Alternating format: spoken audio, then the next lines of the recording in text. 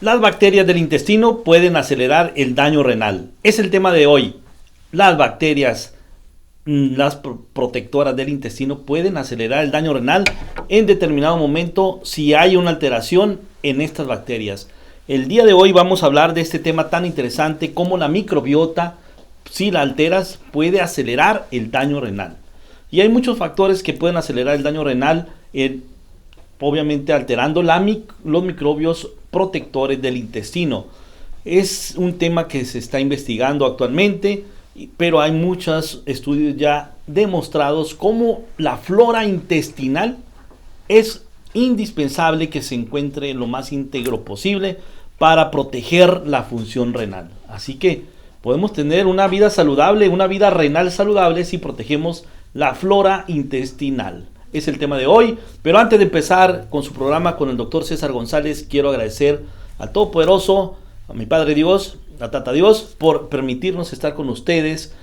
Y también quiero agradecer a todo el equipo del doctor César González, a mi apreciado Raimundo Leiva, Flor Argelia González, Stephanie Gaspar, a mi Luis, gracias, y también a todo el equipo de recepción del consultorio del doctor César González, a Laura y también a Diana. Bueno, el tema es muy interesante, la microbiota, cómo puede acelerar el daño renal. Esto a raíz de ver todas las alternativas que podemos implementar para detener el daño renal en pacientes que ya están en una etapa 3, en una etapa 4, y cómo en pacientes con un diálisis o hemodiálisis, el por qué si se alteran toda esta función importante de las microbiotas y acelera el daño renal. Eso es el tema de hoy. Y antes de iniciar, quiero recordarles la microbiota, por qué es importante y cómo se desarrolla, incluso desde el nacimiento. Y muchos de las personas desde el nacimiento hay una diferenciación en pacientes que nacen a través del canal del parto o pacientes o personas que nacen a través de la cesárea, y se sabe que las personas que a través del canal del parto tienen mayor contenido de bacterias protectoras que aquellos jóvenes o personas que han nacido a través de la cesárea. Ese es uno de los variables que hace la diferenciación entre unas personas y otras. También aquellos niños que han sido amamantados a través del seno materno tienen mayor cantidad de microbiota, una diversificación de microbios protectores. En cambio, aquellos niños o jóvenes, sobre todo obviamente los niños que han sido alimentados a través del biberón y no a través del seno materno. Esto hace la gran diferencia en aquellas personas que tienen esa mayor cantidad de microorganismos. Entre mayor cantidad de microorganismos, mayor diversificación y mayor nutrición van a tener los bebés, y factores protectores en determinado momento van a tener aquellas personas que sí tuvieron ese antecedente. También influye mucho el ejercicio. El ejercicio va a hacer que también tengan una mayor diversificación de bacterias protectoras. La alimentación sana, como las verduras, las frutas, esos son prebióticos y van a hacer que esas bacterias que ya tenemos en el intestino sigan haciendo sus funciones de protección. También es importante recordar que aquellas personas que tienen altos consumos de antibióticos porque han estado con enfermedades constantes de amigdalitis, infecciones de oídos, dentales, también son personas con esos antibióticos, destruyen la flora intestinal, que es protectora, y por lo tanto son más susceptibles a tener una flora intestinal más disminuida, con menos protección a nivel sistémico, a nivel orgánico. También el sistema globalización, la cuestión del estrés y demás, secreta adrenalina, las catecolaminas y procesos inflamatorios. La inflamación crónica también altera la microbiota intestinal, y por lo tanto son personas más susceptibles a tener enfermedades inmunológicas, y esto genera más inflamación. Es un círculo vicioso que va a ocasionar más daño orgánico. Entonces, ya conociendo por qué es importante la microbiota, vamos ahora a detenernos en pacientes con una enfermedad renal crónica. Recordemos que en un paciente que ya tiene una enfermedad renal crónica en una etapa 3 o una etapa 4, son pacientes que con muchas restricciones en la dieta. Son pacientes que se les va a indicar disminuir los alimentos en alimentos verdes, sobre todo aquellos para disminuir la cantidad de potasio y fósforo que en determinado momento pudieran alterar estos electrolitos, el nivel de arritmias, vamos, el potasio. Vamos, en pacientes con daño renal, casi siempre nutrición clínica y el área clínica, la recomendación es casi siempre de disminuir las verduras. Y en esas verduras hay una gran cantidad de fibra, vitamina K, y esos minerales también son muy importantes para tener una microbiota adecuada. Por un lado, médicamente indicamos disminuir ese tipo de alimentos para disminuir el potasio y el fósforo, pero también estamos dañando la microbiota porque no estamos dando nutrición a los microbios que nos van a proteger. Vean cómo es importante y trascendental tener un adecuado manejo sin ser extremistas, porque también por querer ayudar perjudicamos a los pacientes si no vamos dando alternativas individuales a cada paciente para no como receta de cocina. Tienes enfermedad renal crónica, vas a suspender todo lo que es espinacas, espárragos y todas las verduras porque sube el potasio, sí, pero no es como receta de cocina. Hay que individualizar a cada paciente, a quién sí, a quién no, y va a depender mucho de los niveles electrolíticos de cada paciente, ¿sí? Por eso esas recomendaciones deben ser muy, muy juiciosas. Recordemos que el paciente con una enfermedad renal crónica también se le prohíbe o se le limita en las proteínas, y las proteínas también vienen a jugar un papel importantísimo en la cuestión de la microbiota. Entonces, son pacientes desnutridos, son pacientes con una baja ingesta de estos probióticos que le van a ayudar a nuestras bacterias que nos están protegiendo. Entonces son factores que están acelerando y van a acelerar el daño renal sin querer. Por querer proteger, estamos acelerando por otro lado el daño renal. ¿Y saben por qué? Porque estas bacterias o estos prebióticos nos ayudan finalmente a tener una vida más sana, una vida más saludable. Aquellos pacientes, recordemos que en los alimentos se producen bacterias, se producen una degradación, en la nutrición mismo se van a producir unas bacterias, unas toxinas que tienen que ser eliminadas a través del intestino y a través del vía renal. En pacientes con una etapa renal ya dañada, que estamos en una etapa 4, por ejemplo, con una función renal de un 19%, un 20%, la eliminación de estas toxinas no va a ser al 100%. Por lo tanto, estas toxinas se van a quedar en la sangre. Estas toxinas en la sangre van a hacer que el porcentaje, el 80%, sean eliminados a nivel de vía intestinal por la evacuación y el otro 20% a través de la vía renal. Pero los riñones no son capaces de eliminar al 100% de ese 20%. Por lo tanto, va a quedar esas toxinas a nivel sanguíneo. Y esas toxinas van a llegar por la circulación a nivel intestinal y en los enterocitos, que son las células donde protegen al intestino, va a hacer que se liberen toxinas a través entre célula y célula de intestinal, y esto se va a llamar mayor permeabilidad intestinal.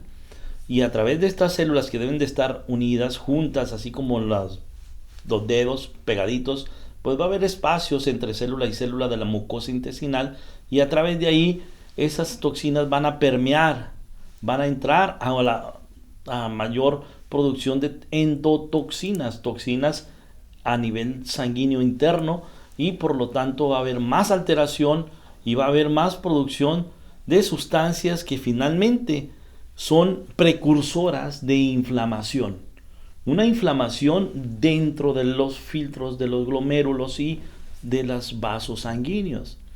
Va a haber mayor calcificación de la pared interna de la arteria a nivel renal, pero también a nivel de coronarias, a nivel de las arterias del corazón, y nivel circulatorio general. Entonces, El mal manejo de un paciente con daño renal crónico altera la circulación, los vasos sanguíneos a nivel general y con mayor razón a nivel de la arteria renal. Por lo tanto, va a ser una arteria más calcificada, más dura, menos elástica, y la presión arterial va a aumentar el daño de los filtros glomerulares. Esto va a haber mayor permeabilidad y más proteínas en la orina. Por lo tanto, es importante recordar que la función trascendental de la eliminación de estas toxinas adecuadamente por los riñones va a evitar que estas toxinas se queden en la circulación, va a evitar que haya menos permeabilidad intestinal, va a evitar la endotoxina entre célula y célula y mayor daño renal. Y esto también es importante recordar que estas toxinas que no se alcanzan a eliminar a través de los riñones van a ocasionar fibrosis inflamación, una fibrosis intersticial. Por lo tanto, los alimentos en pacientes que tienen una etapa avanzada, ya prácticamente que no son eliminados a través de los riñones, van a ocasionar, y no son digeridos adecuadamente, van a ocasionar un proceso inflamatorio a nivel circulatorio y internamente del riñón. ¿Cómo podemos nosotros mejorar la microbiota? ¿Cómo podemos mejorar en un paciente con daño renal las bacterias? Las bacterias que nos van a proteger y evitar problemas en forma inflamatorio, proinflamatorio. Esto hemos hablado de los pacientes que ya están en una etapa 3 y 4, antes de llegar a la última etapa 5, que es que ya requieren hemodiálisis o diálisis. Pero en pacientes vamos a hacer así un alto para irnos rápidamente a los pacientes ya con hemodiálisis. Los pacientes ya con hemodiálisis son pacientes que tienen su intestino muy edematizado, mucha inflamación, porque no eliminan, ya son pacientes que ya la cantidad de orina es mínima, entonces hay un edema muy generalizado incluso intestinalmente, y ya los diuréticos que se toman vía oral pues ya ni hacen efecto, tienen que ser inyectados para que hagan mayor efecto. Y también estos pacientes que son llevados a hemodiálisis, en ocasiones disminuye su presión arterial y por lo tanto aumenta el daño intestinal con una isquemia intestinal transitoria, se llama. Eso quiere decir baja flujo. Como baja la presión, baja el flujo del intestino y por eso hay menos circulación, y eso hace a mayor permeabilidad intestinal y más alteraciones digestivas en pacientes con hemodiálisis, ya con un daño renal avanzado ya demostrado. Bueno, ya regresemos ahora al paciente de etapa 3 y 4. Todavía no llega a la diálisis, todavía no llega a la etapa 5. En estos pacientes, lo importante es cómo podemos proteger, qué factores son protectores, nefroprotectores. Y se ha demostrado que en estos pacientes la vitamina K es uno de los factores protectores para evitar el daño renal, para detener el daño renal. La vitamina K es desafortunadamente limitada por las indicaciones de bajo consumo de dieta de todas las verduras. La vitamina K, recordemos que está en lo que son espinacas, espárragos y todo lo que es la lechuga y todos esos vegetales que son ricos en vitamina K1, K2, que son precursores de factores muy importantes. Estos factores evitan la calcificación de las arterias a nivel sistémico, pero también arterias de la microcirculación de los glomérulos. Por eso la vitamina K es fundamental y es muy importante no dejar de consumir estos tipos de alimentos. Hay muchas maneras, muchos tips que se tienen que emplear para no dejar de consumir este tipo de verduras, para poder así tener tener menos calcificación de las arterias, porque esa es la principal causa de daño renal, porque se calcifica la microcirculación de los glomérulos. Entonces, ¿cómo vamos a proteger? Con vitamina K. La vitamina K es fundamental por todos los beneficios que ya hemos comentado. También otro factor protector viene siendo lo que es el butirato. El butirato hay que recordar que es un ácido graso de cadena corta. Ese butirato también es un protector renal y es importante consumirlo para poder así tener una vida renal sana. Entonces ya hemos hablado de los protectores, vitamina K, el butirato, pero también es importante recordar que en los pacientes con daño renal crónico los probióticos son fundamentales. Hay que estar sembrando diferente tipo de bacterias, ya vienen diferentes presentaciones de probióticos para que tengamos una diversificación, varias millones o billones de bacterias que puedan evitar el daño de la microbiota por las diferentes causas que ya hemos hablado anteriormente. Y entre mayor diversificación de microorganismos vamos a tener menos calcificación de las arterias, vamos a tener menos fibrosis intersticial, o sea, entre células de los riñones. Esto prácticamente viene siendo el envejecimiento natural que todas las personas tenemos. Eso es el envejecimiento prematuro que los pacientes con daño renal crónico tienen, porque hay fibrosis y calcificación de la microcirculación de las arterias microscópicas. Si nosotros podemos evitar la microcalcificación y la microfibrosis intersticial, podemos tener unos riñones más jóvenes, más sanos. ¿Cómo? Pues como habíamos comentado, la vitamina K es importante, el butirato, los probióticos de diferentes billones, será y tiene que ser muy juiciosamente indicado por el médico clínico que lo va a estar tratando para no sobredosificar de estos probióticos y no tener efectos secundarios. Cada paciente se individualiza y se tiene que tratar muy juiciosamente para llevar una salud renal lo más satisfactorio posible. También lo que está ahorita investigándose mucho son las bacterias inteligentes, mi apreciado Raimundo. Bacterias inteligentes son bacterias modificadas, clonadas, manipuladas para que puedan generar anticuerpos protectores y generar microorganismos ya más especializados con mayor cantidad de billones para poder proteger a nuestro intestino y todo lo que es la salud. Los prebióticos viene siendo fundamental, que es el alimento como la insulina, el inositol, inulina y todos los oligosacáridos, mi apreciado Raimundo, son esos prebióticos que van a ser el alimento de los probióticos, de los microorganismos, para que tengamos una flora intestinal saludable. Hay que darle alimentos a esas bacterias para que cumplan todas sus funciones, disminuyan la inflamación de la circulación de los riñones y a evitar la calcificación.